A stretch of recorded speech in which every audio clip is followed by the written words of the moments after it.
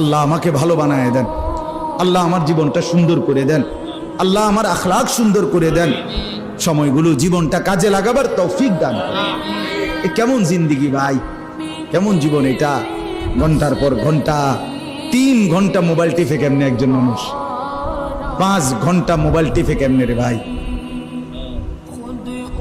তুমি মানুষ না প্লাস্টিক?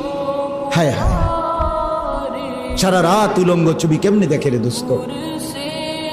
মুসলমান এমন হয় কেমন? আমাদের আল্লাহ আছে, আমাদের আখিরাত আছে।